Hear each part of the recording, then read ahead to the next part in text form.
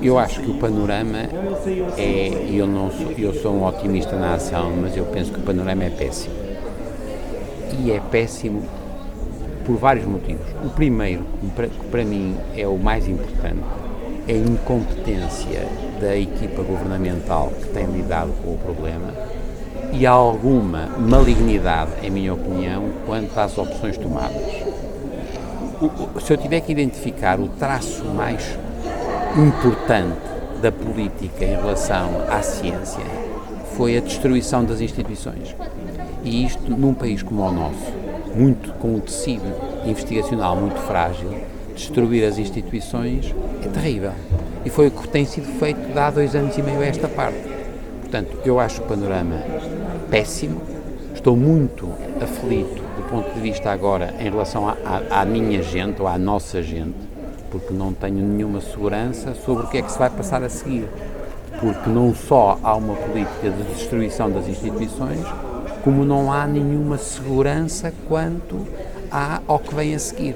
Portanto, nós estamos a ser permanentemente surpreendidos por exemplo, medidas retroativas.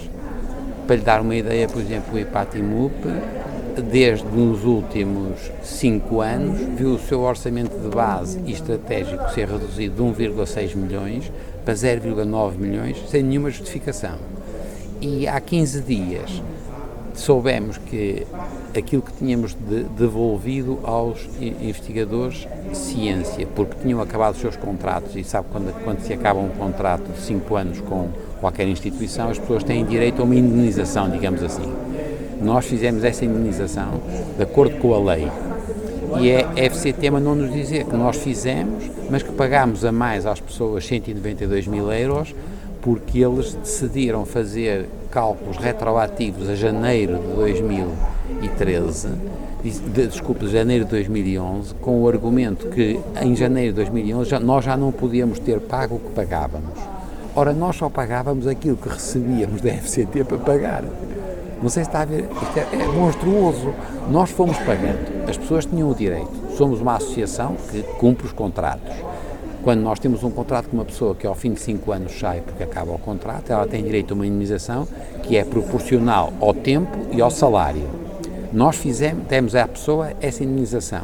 Quando pedimos o reembolso da FCT, a FCT disse não deviam ter dado porque nós não calculamos isso desde janeiro de 2011.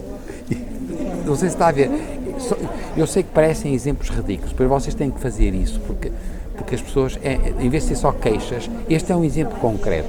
Portanto, nós fomos recebendo dinheiro para pagar, pagámos. Depois tínhamos uma lei, as leis de contrato de trabalho e cumprimos-las.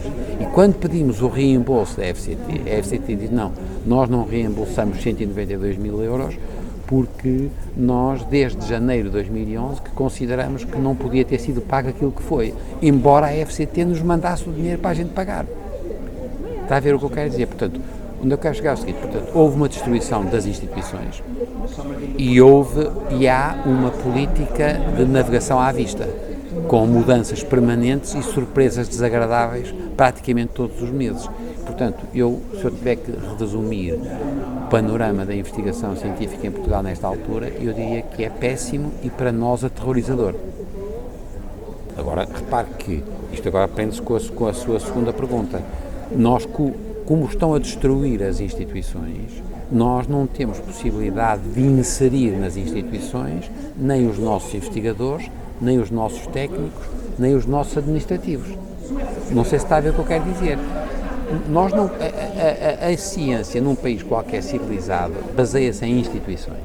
E são as instituições que constituem uma espécie de tecido sobre o qual depois as pessoas fazem a sua construção em termos de investigação de um assunto ou de estudos observacionais, com o apoio técnico ou sem apoio técnico, mais ou menos apoio administrativo. Mas há um tecido que é a instituição. Atualmente, o panorama da investigação é de tal ordem que, como acabaram com as instituições e, inclusivamente, só dão dinheiro para investigadores, é como se fosse possível meia dúzia de investigadores juntarem-se aqui na aula magna e fazerem um instituto de investigação, um centro, percebe? Não sei se está a ver, há uma lógica do individualismo feroz que na ciência é mortal. A ciência precisa de colaboração e a ciência precisa de tipos de muitas áreas, a ciência precisa de apoio técnico e administrativo, a ciência precisa de instituições. Portanto, eu acho que a coisa pior é a instituição. É a mesma lógica. É uma mistura de incompetência e malignidade. Incompetência porque, de facto, não são competentes. Chegaram há muito pouco tempo a estas coisas, são os novos ricos destas coisas, e depois tem uma coisa maligna no sentido de terem um parte-peri contra tudo que é público. Eu não tenho nenhum parte-peri contra o que é público. Quer dizer, eu sei que há coisas públicas boas, sei que há coisas públicas más, sei que há coisas privadas boas, sei que há coisas privadas más. Não acho que seja possível destruir o tecido público só porque é público, é uma estupidez. E claro que há uma coisa que é terrível, que devem já também ter dito as outras pessoas, é a falta de avaliação, isto é, vamos imaginar que o governo decidia só fazer o apoio das instituições de qualidade. O que tinha que fazer era uma avaliação séria. E sim, senhor, e depois recompensava quem tivesse qualidade, mas não fez nenhuma avaliação. Limitou-se a cortar across the board, isto é, dando muito pouco dinheiro e sem fazer nenhuma avaliação. Está a fazer sentido para si, percebe? Não sei se vocês... Para mim é assustador isto, percebe? Porque a ciência, por definição, tem duas características. É internacional e baseia-se na avaliação e na recompensa ao mérito. Se você não tiver internacionalização e não tiver instituições que sejam avaliadas e que sejam recompensadas em termos de mérito, estamos arrumados. E estamos. Um corolário é que a gente não vai poder manter os investigadores profissionalizados porque eles não têm instituições onde estão. Pior ainda do que para esses, porque esses, apesar de tudo, têm track record e têm capacidade negocial, é os jovens investigadores que, como a instituição está em perda, esses jovens investigadores não têm possibilidades, por exemplo, de fazer pós-docs de qualidade.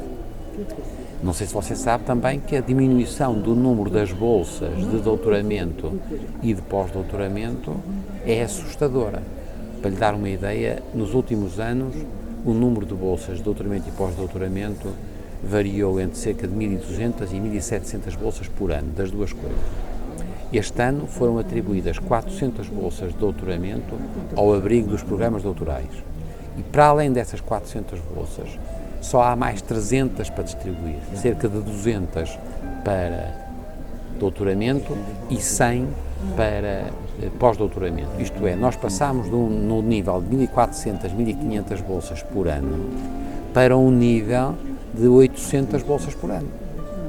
Não há hipótese nenhuma para um miúdo que queira fazer um pós-doc, não há hipótese nenhuma dele não se sentir muito assustado porque o número de bolsas diminuiu drasticamente.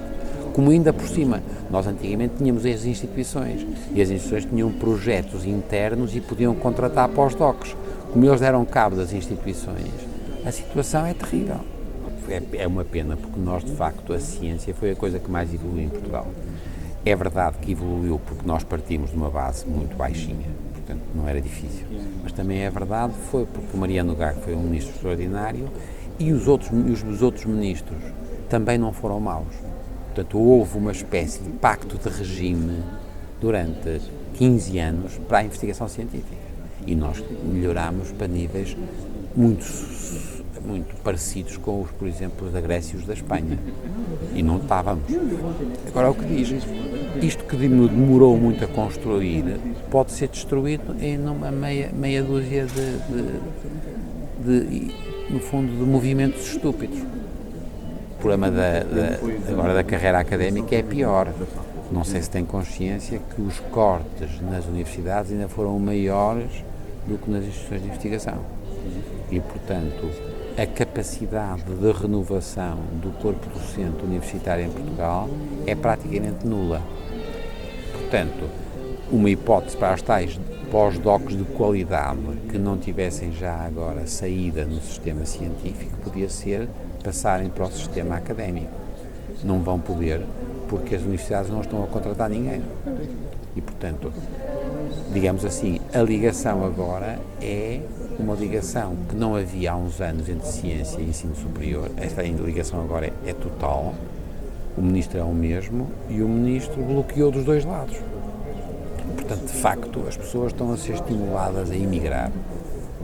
E isso é, em si mesmo, se fosse uma imigração temporária, não vejo nenhum inconveniente. Os meus pós-docs fazem todos sempre 1 ano ou 2 anos no estrangeiro. Agora, eu queria que, se eles puderem voltar, que voltassem. Agora, uma coisa é isso, outra coisa é mandá-los embora.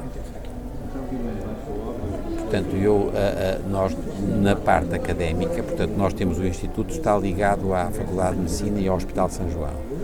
E eu estou a ter mais dificuldades do que costumava ter de contratar assistentes e professores.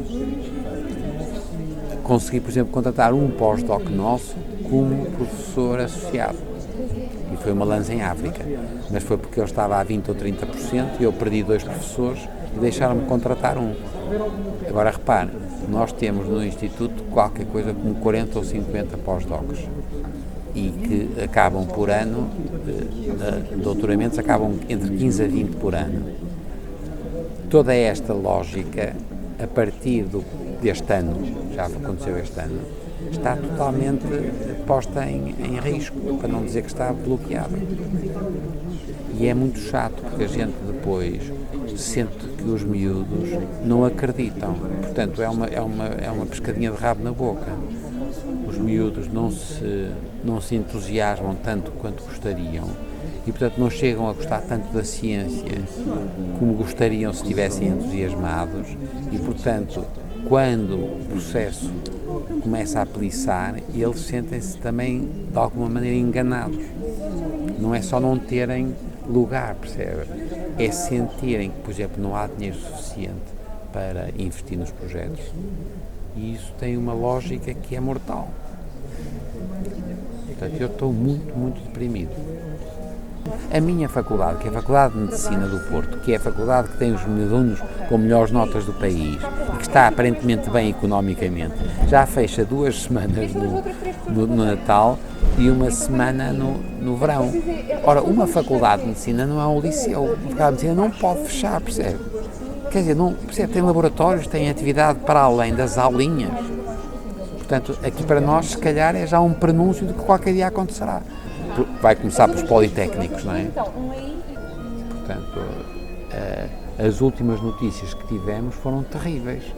Soube, não é? Quer dizer, que vai haver um concurso para as instituições e a redução é draconiana. Portanto, nós não vamos ter dinheiro. Portanto, por exemplo, como é que o Ipatinub está a tentar fazer? Está a tentar aumentar as receitas da prestação de serviços, mas não pode continuar a fazer isso porque senão transforma-se num laboratório particular. E estamos a tentar aumentar as receitas da filantropia e dos amigos do Ipatinub.